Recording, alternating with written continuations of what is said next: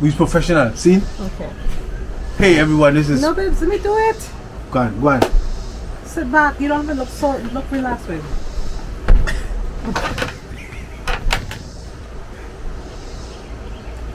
Hi everyone, this is Raquel and Peter, and welcome back to our channel all about building our vacation home on St. John in the U.S. Virgin Islands, and also documenting our travel journeys. So today we are here back at home after a long 4th of July week. We are back in Atlanta, and we are going to discuss a very early decision that we had to make, and one that I think we've been getting a lot of comments or questions about: why we chose poured concrete versus cinder blocks or concrete blocks. Am I calling it correct? Yeah, cinder blocks, CMU, concrete masonry unit. Yeah. You have to go by some different names, but for the most part, yeah, cinder blocks. So like we decided early on when we were doing the architectural plans with the architect who was drawing the plans. While she was drawing, I think she did ask us if we were going to use poured concrete versus blocks. And so we got advice from like a potential contractor and kind of looked into the pros and cons. So today we'll talk a little bit about some of the decision making factors that we went through. So first things first, we were thinking and looking at the structural strength of the poured concrete versus the cinder blocks. So babe, why don't you talk a little bit about the structural strength? Yes. As far as the structural strength versus the pour with the cinder blocks, it's like there's a lot of different pros and cons why you would pour versus using cinder blocks.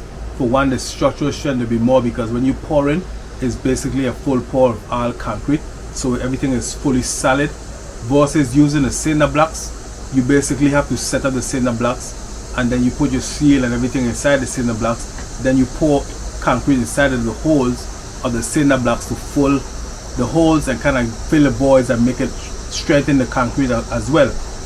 The only thing is the only problem with that is being in a hurricane. Being in the origin of a hurricane place, if you don't pour the concrete inside of the cinder blocks in time, you face the risk of a hurricane coming through and blowing the cinder blocks down, where you have to do it, rebuild it. You have to get a contractor to do it over again, and usually they're gonna charge you more money. Another reason why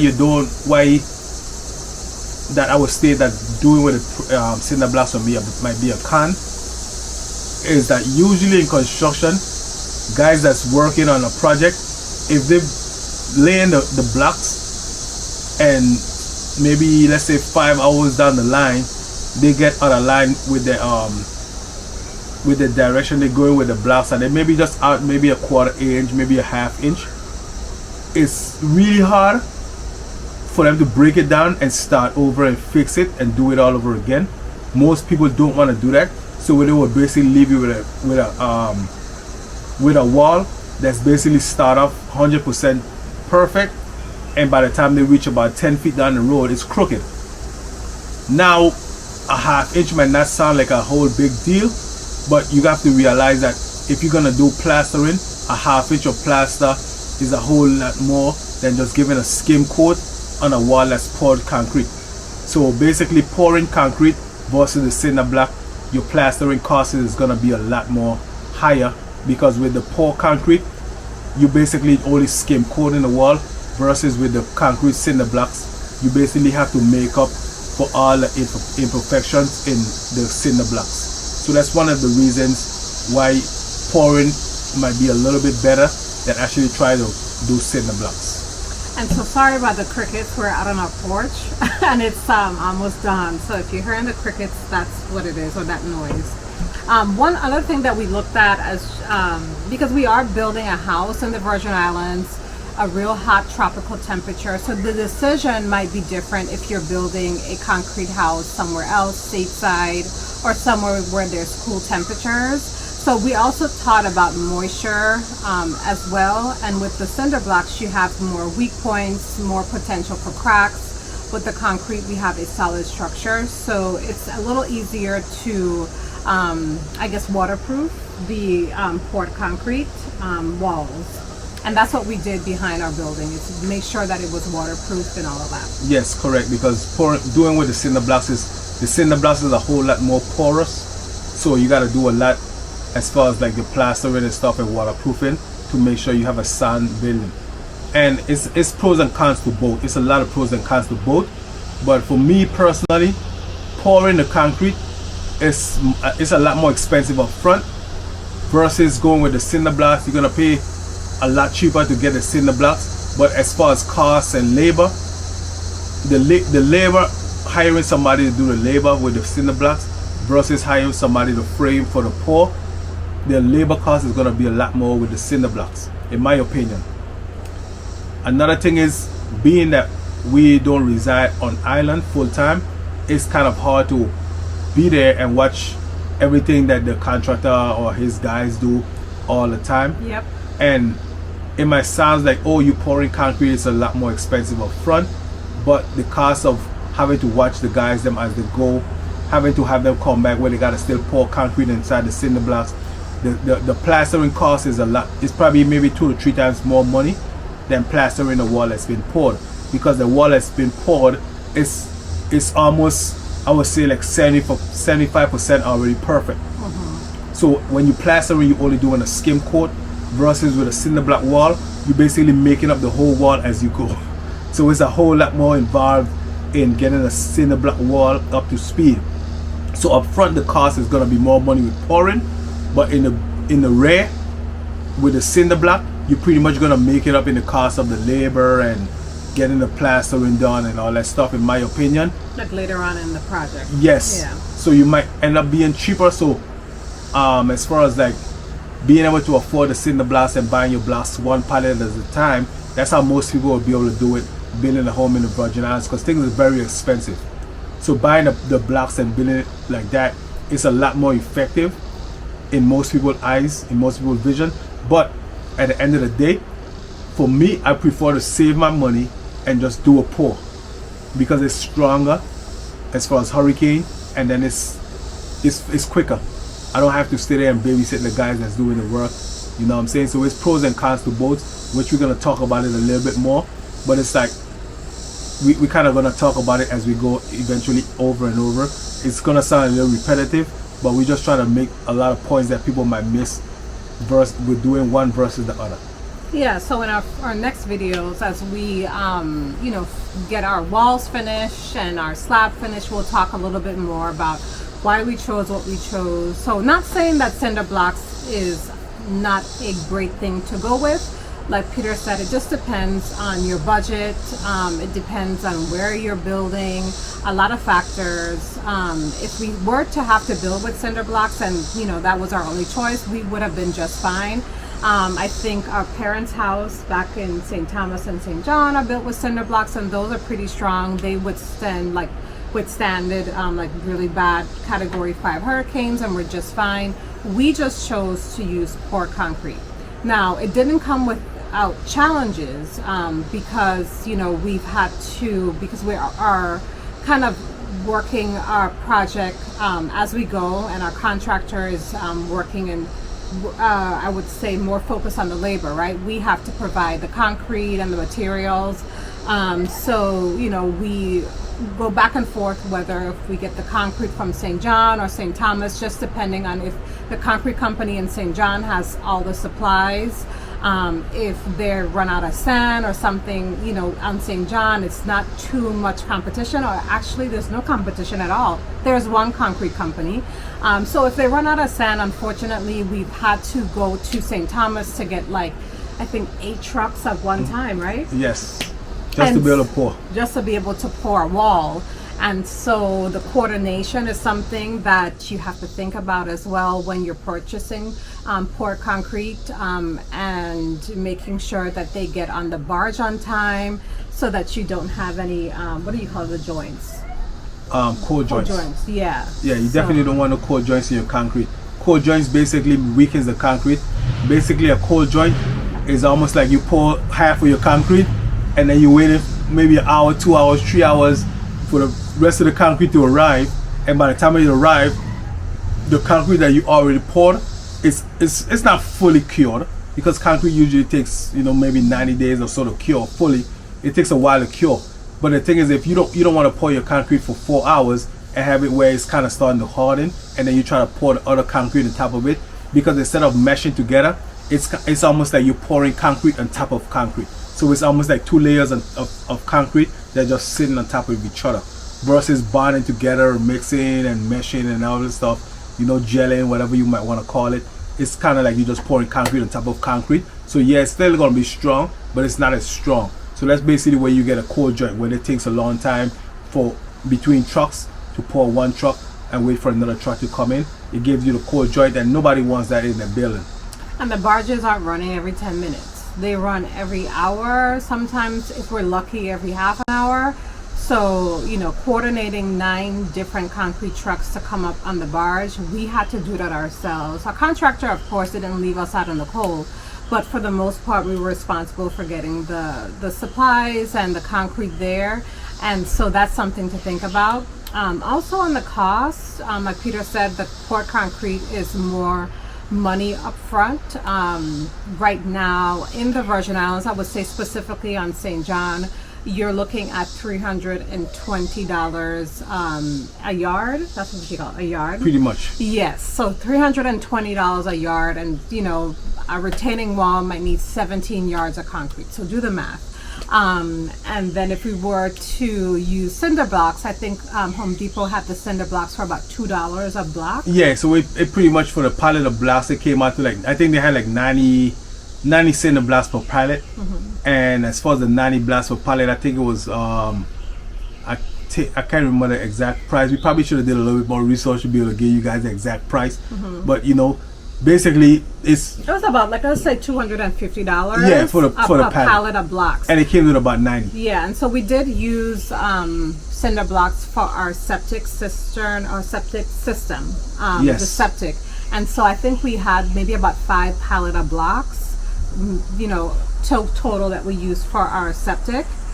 So you could see the cost. Like, you're thinking, oh, why would you pay $320 a yard versus buying pallets for, you know, $250? Like, that's thousands of dollars compared to maybe $1,000, $2,000. But like Peter said, the cinder blocks, you're going to have to pay more for labor in the long term.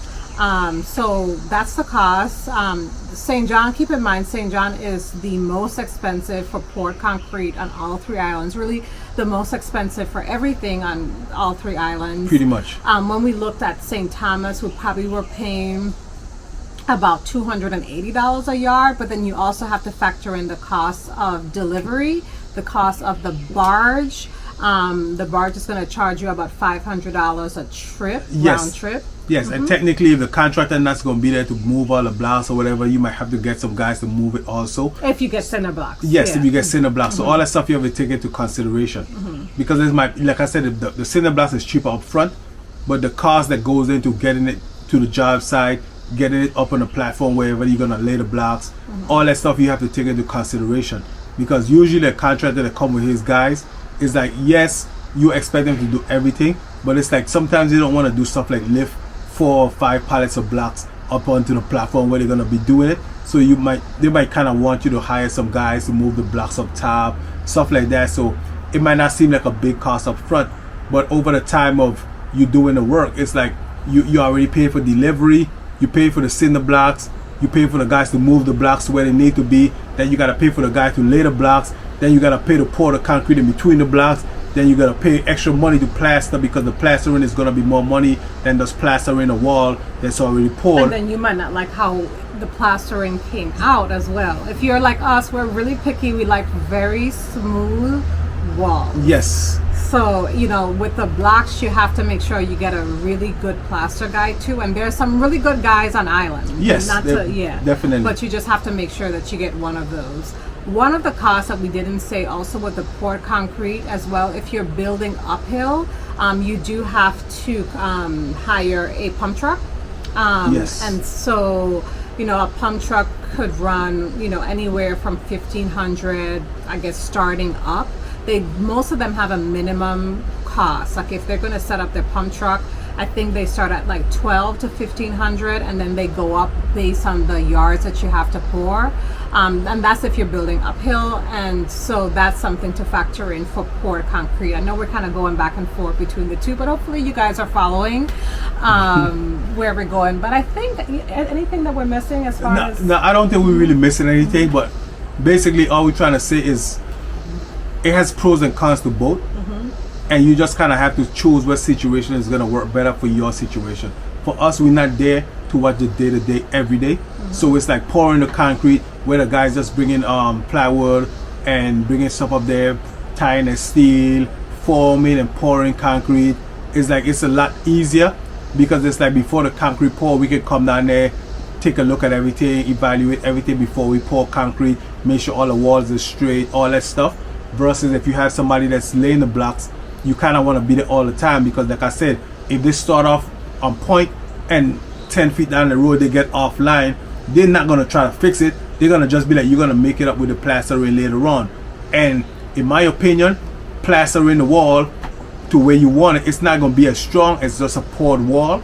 So it's pros and cons to both.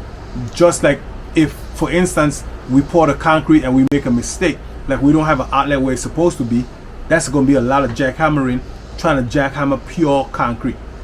Versus if you have cinder block walls, it's going to be a lot more easier to jackhammer the cinder block walls. But if you have everything already in line and you're paying attention, you have a good contractor, you shouldn't have a lot of those issues where you have to go back and jackhammer the walls and all that stuff. So it all comes to you hiring the right contractor and all that stuff. So we got a lot of pros and cons to both. It's just something that you have to choose as far as like what can you afford, how long you want to be building, how much money you want to put into the guys doing labor, and how much trust you have in your contractor and the guys that's doing the work. So all that stuff you have to take into consideration when you decide if you're going to pour or you're going to use cinder blocks. But in my opinion, if you're building a house in the Virgin Islands and you're building for your family, for your generations to come, in my opinion, there's no wrong way. I just want to encourage people to build. I just want to encourage people to do the right thing, because it's like not doing nothing because you don't know what to do is the worst thing you can do, in my opinion. So either which way you go, I don't see a right or wrong with it. I salute both ways. Alrighty, well, I hope this video was helpful. I know that you guys, the ones that have been asking and the ones that have been following, liking, comment, and supporting our channel so far, thank you so much. I know that you guys have been asking for some videos on breaking down some of the cost. So this is one of many that we are going to kind of break down some of the pros and cons of different things. And so last week, we actually just came back from St. John 2 days ago. And so next week we'll have a video coming that what we filmed when we were there, showing our update on how the slab is going. So stay tuned for that.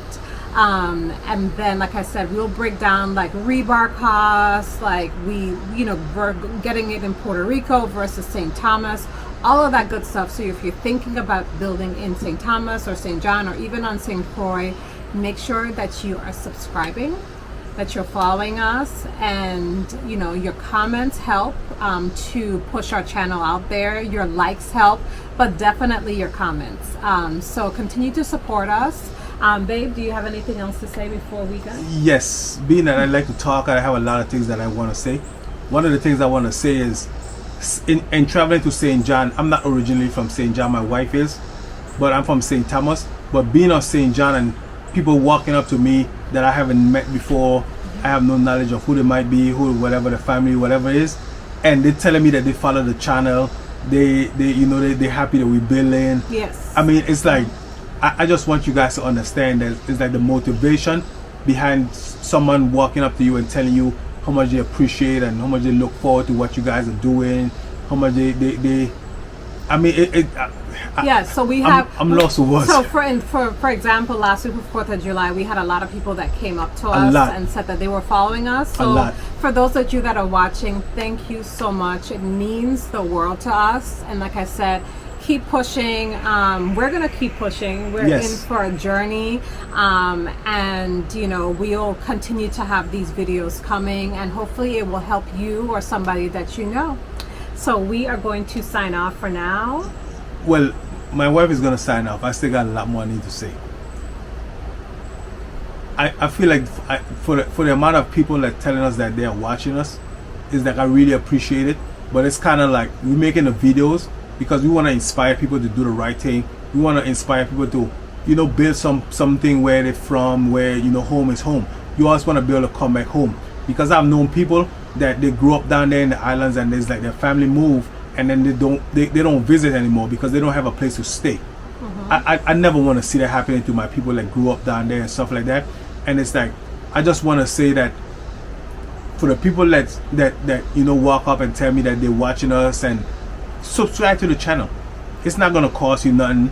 It's not, you know, it's not gonna take nothing out of your day, but it's really appreciated, because the thing is, when we see that more people subscribe, it kind of helps us to understand that more people is looking, more people is being motivated by us. But it's like you telling me that you know you watch our channel and you're motivated, but you're not subscribing. It kind of makes it hard to believe that people is actually, you know, behind of us. So it's like the more people subscribe, the more we see that people is behind of us, people is pushing us to do the right thing. It kind of gives you a sense of accomplishment that, you know, we're not just doing this by ourselves, but we're doing this with a community behind of us. You know, like they said, it takes a village to raise a child. It's kind of like one of those things. It's kind of the same thing. I know we're not raising a child, we're building a house, but it's like, subscribe. It's not going to cost you nothing. We want you to be behind of us, and we want to know that we have people behind of us. It makes a joy, it makes a pleasure, it makes it just easier for us to keep going. You know what I'm saying? If it's anything that you could do to keep us to have us to keep going, it's subscribing to the channel, so we actually can see that we actually inspiring more people to do what we're doing. And I just want people to understand that, yeah, it might seem far-fetched, it might seem like, oh, this is way too much money, but even if all you can do is buy a piece of land where your children might be able to build on it, where your grandchildren might be able to build on it, where your great-grandchildren might be able to build on it, buy a piece of land. Like, why not? Sorry, branch just broke and dropped in the yard. Kind of took my attention away, but yeah, like, I just feel like even if you have no intention of building a house on a piece of land, why not buy a piece of land so your kids or your grandkids or whoever, you know, could build on it or whatever. I just feel like, you know, I don't just want to talk about building a house. I want to inspire some people to follow. I want to inspire some people to build a house behind of us. I want to be there when somebody have questions, when somebody say, hey, how do you do this? How do you do that? I want to be there to help other people do what we're trying to do right now, because we don't have a plan to do it. I mean, we have blueprints to the drawing of the house, but we don't have blueprints as far as how things going to go, as far as the building, how we're going to build a, you know, finances and all that stuff. We're not rich. We just kind of just doing it because we know this is where we love. This is where we grew up. This is where we want to be for the rest of our lives. We want to be able to retire there. We want to introduce our kids to the community. We want to do all that. So it's like, although we don't have a complete direction of where we're going, how we're going to get there, when we're going to get there,